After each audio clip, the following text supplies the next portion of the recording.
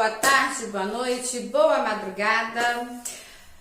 Vamos estudar mais um pouco? Olha só, hoje nossa aula de literatura.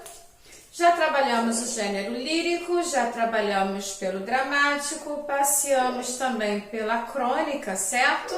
E como eu havia prometido, nós vamos hoje trabalhar com o gênero ensaístico. O que é o gênero ensaístico? Vamos lá. Quando nós estávamos pensando, começamos a trabalhar com a dramatização, nós lembramos da Grécia, né? Lembramos dos deuses que ali teve a presença dos deuses gregos, também do romano, foi citado os deuses da fertilidade, né? Das festas. Eu até cheguei a falar do romano com relação a Baco, né? Que adorava uma festa, certo? Sempre relacionado à festa Baco. Então, veja só. Ensaísta, quando trabalhamos com drama, falamos da encenação, que você tem monólogos, pode ser uma única pessoa, ou pode ser um diálogo, você pode ter várias pessoas encenando, que não tem narrador, correto? Assim como também falei sobre a diferença entre atos e cenas, correto? No gênero dramático. No gênero ensaístico, o que é? O que é esse gênero? Vamos lá? Olha, é um texto de opinião breve e compacto, é um texto curto. Não tem aquela extensão que tem, por exemplo, no gênero dramático, quando, né, você tem o quê? Você tem um enredo grande a ser encenado. Esse é mais curto, pode ser uma simples fala curta, falando sobre algo. Já será o seu ensaístico. A propósito, ele não possui uma forma fixa. Se você lembrar lá atrás, no gênero, tem um cachorro latindo hoje aqui que tá difícil, hein, gente? Sabe como é que é a pandemia, né? Então, vamos seguir com a aula, que, como eu falo, conhecimento não pode parar. E eu não vou parar por causa de um cachorrinho que tá latindo muito, não. Ele não é daqui da minha casa, não. Então, olha só. Quando falo em forma fixa, eu tenho sonetos. O soneto, eu tenho a presença de dois quartetos com mais dois tercetos, quarteto, quarteto, terceto, terceto, obrigatoriamente 4 estrofes, certo? Aqui eu não tenho a obrigatoriedade de nenhuma forma fixa. A propósito, o drama, a origem dele é da Grécia, certo? Esse aqui, o gênero ensaístico, a origem dele não é da Grécia. Embora esteja vinculado, né, quando se estuda, vem praticamente direto, imediato, sai do drama, cai no ensaístico, né? No dramático, caiu no ensaístico. Pois é, o ensaístico ele começou na França, no século XVI, 1580, tá? Para você ver, não foi Grécia, não foi Roma, foi na França, tá? E ele também está dividido em 2 grupos, tá? Tem o grupo familiar ou informal, onde ele tem uma visão particular sobre um assunto específico. Preste atenção, é específico, é um assunto específico e visão particular, embora eu esteja com familiar ou informal, tá? Quando eu penso no discursivo ou formal, eu já sou diferente, aqui sou particular, visão agora ela é conclusiva, eu tenho a conclusão referente a algum tema ali apresentado. Então, sobre determinado tema, ok? Aí eu fiz assim, coloquei para vocês também alguns tipos conhecidos de gênero ensaístico. Não existe somente um, tá? Então, eu coloquei aqui, onde você encontra, nos quais quem fala, coloquei aqui, né, os que coloquei, quem fala é o próprio autor, né, aquele que está escrevendo. Estão inclusas algumas das mais conhecidas obras da nossa literatura. Eu coloquei aqui alguns. Dei os exemplos que eu tenho: cartas, eu tenho sermões, alguns tipos, cartas, sertões, discursos, biografias, ensaios e crônicas, que eu fechei a aula também, junto com o gênero dramático, falando sobre crônicas, lembra? Pois bem, cartas eu coloquei aqui como exemplo a carta de achamento no Brasil.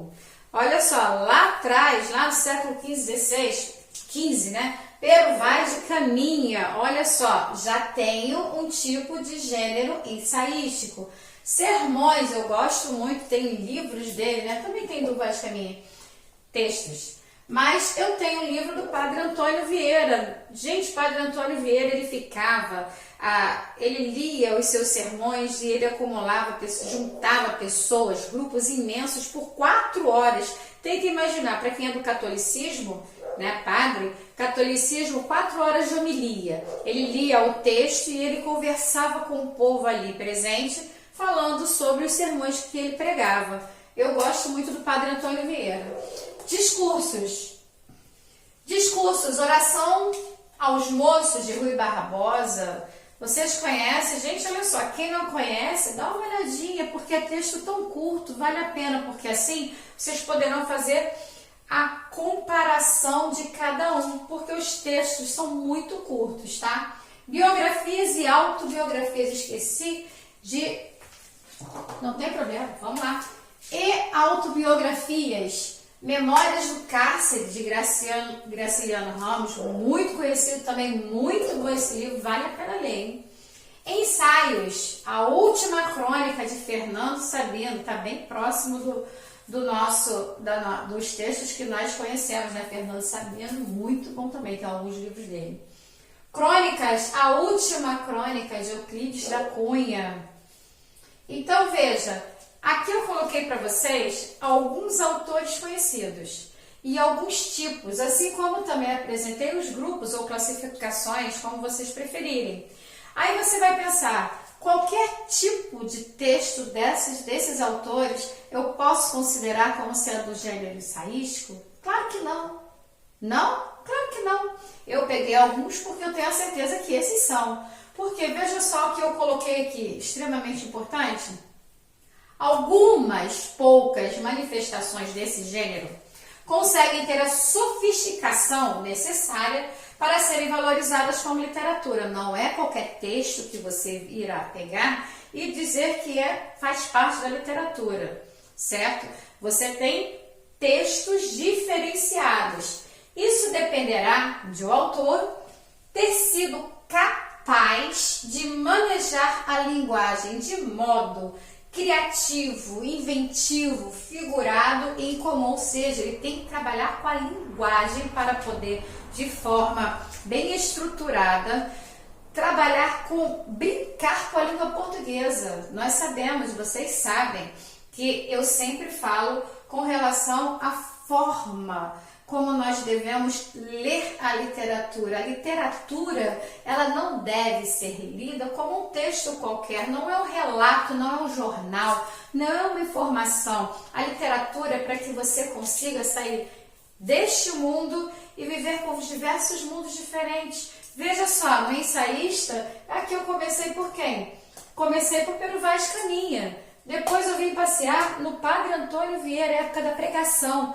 Veja, eu estou lá atrás, nos séculos lá atrás, mas aí as pessoas pensam, literatura é besteira, porque isso nós não vivemos?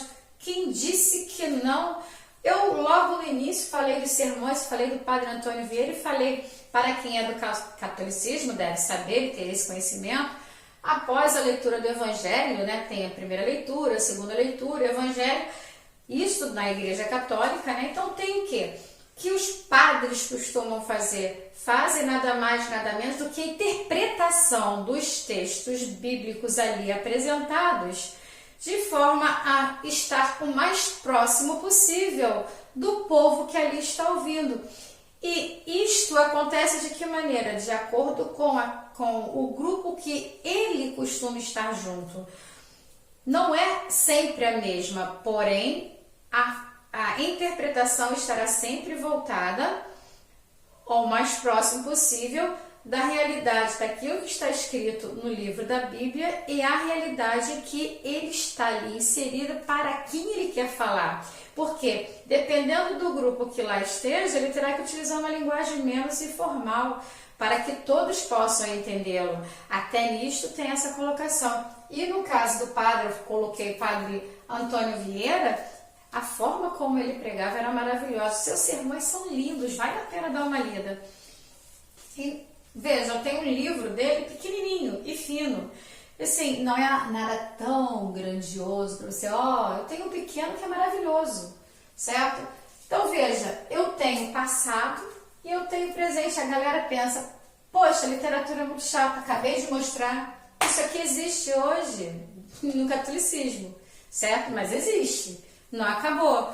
Aí eu trabalho aqui, Fernando Sabino. Fernando Sabino não é tão passado, é muito presente, correto? Euclides da Cunha. Gente, tem vários autores aqui. O que o estudante de literatura tem que entender? Que a literatura, ela tá para ser vivida. Você, para gostar, para você entender a literatura, você tem que sair desse mundo, mergulha no livro, mergulha nessa história, viva a história que você está lendo, que você, ao se tornar personagem, você terá a facilidade de poder entender a literatura. Você não deve pegar uma literatura e simplesmente pegar e ler como se estivesse lendo um jornal. O jornal é um relato, é um informativo. Ele está ali para dizer onde, como, porquê, com quem aconteceu determinadas situações. Vai contar. A literatura é para ser vivida. Você pega um texto literário e você viaja no mundo da literatura. Em que mundo você quer entrar agora? Eu quero entrar no mundo lá da época do padre, no sermão da 60ª. Tá bom, vai lá. Ah, não quero, eu quero entrar, eu quero viajar pelo mundo de quem? Escolha, viva, escolha um personagem, seja ele, viva ele, que você vai viver. Gente, eu fico até arrepiada. Você vai viver a literatura de uma forma tão diferente que literalmente você estará saindo do mundo real e vivendo um outro mundo. Viver a literatura é viajar através dos livros.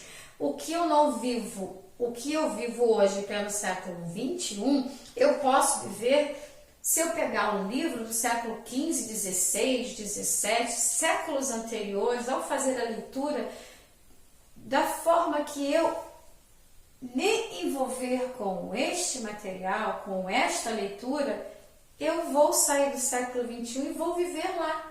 Qual foi o século que eu escolhi? Pois bem, eu estarei naquele livro. Isso é literatura. E as provas do Enem, elas estão trabalhando, pelo menos agora, esse último que aconteceu, 2019, 2020, a prova do Enem choveu literatura. A interpretação era muito literária. Por quê? As pessoas acham que literatura é uma matéria muito chata. Você não leu, você quer fazer Ctrl+C, Ctrl+V, você quer pegar a resposta pronta, você quer fazer... Ah, não leu o livro, eu vou ver ali na internet e vou pegar uma resenha pronta e vou mandar para o professor. Não, você não leu, então você não viveu, então você não vai saber debater sobre essa matéria. Então você não aprendeu. E o que vai acontecer no dia da sua prova do Enem? Como você irá interpretar as diversas leituras seculares, cada uma com suas características, cada uma com a sua particularidade, se você não parou para ler, se você simplesmente pegou uma resenha, copiou e colou, você não teve o cuidado da leitura, você não viveu ali, entendeu? Então, a literatura é para te ajudar a sair, é para você conhecer vários mundos, vários séculos, somente através dos livros e na sua imaginação. Eu amo literatura, então veja, aqui, para poder se tornar um gênero, o autor, isso tudo dependerá do quê? Do autor ter sido capaz de manejar a linguagem de modo criativo, inventivo, figurado, vai brincar com as palavras, vai brincar com a conotação que é o sentido figurado, né? Vai brincar com metáforas, figuras de linguagem aqui. Texto maravilhosamente rico, né? A fim de distanciar-se do caráter informativo. Acabei de falar informativo, que é em jornal, que é algo mais informativo do que isso, seco, né? Contar determinadas notícias com secura. Apenas, e do relato jornalístico ou da simples comunicação cotidiana. Essa simples comunicação cotidiana, ela bate onde? Em crônicas. Quando você pensa em crônicas, como eu falei dentro da aula do gênero dramático, né? A crônica, eu tenho aquela crônica literária que conta a história de alguém, de um grupo, que a crônica ela trabalha com o cotidiano, certo? Porém, também tem a crônica que está voltada aos jornais, às revistas, que estão sempre falando daquilo que acontece na sociedade, o que está acontecendo, qual é a notícia do momento. Então, trabalharão a crônica colocando detalhes, especificando, mas não como informativo completo, vai detalhando passo a passo, certo? A crônica é um cotidiano, no caso do jornal, da revista, será o cotidiano da sociedade, de uma situação política também, pode ser assim dizer, certo? Galera, viva a literatura é maravilhosa. Deem uma olhada nesses trechos aqui, porque são maravilhosas. Eu gosto muito da literatura, amo literatura. Espero que vocês tenham gostado. Estudem, gente. Vamos interpretar. Literatura é prova de interpretação do Enem. É prova de interpretação toda. Você tem que entender. Quanto mais você ler, quanto mais conhecer característica, quanto mais você conhecer as particularidades de cada gênero, mais fácil ficará a sua interpretação. Você não tem que decorar, você tem que aprender, ler, se puder. Viva alguns livros, aproveite e vamos que vamos gabaritar a prova do Enem, certo, gente? Já tem gente aí que me solicitou a listagem dos gêneros literários para estudo. Ó, parabéns, estou gostando de ver o empenho nos estudos, hein? Não vou dizer quem foi não, galera vai ficar curiosa, mas não vou falar não. Estou gostando de ver a galera empenhada nos estudos. Espero que tenham gostado da aula, galera. Gêneros ensaísticos hoje. Dê um like lá. Até a próxima.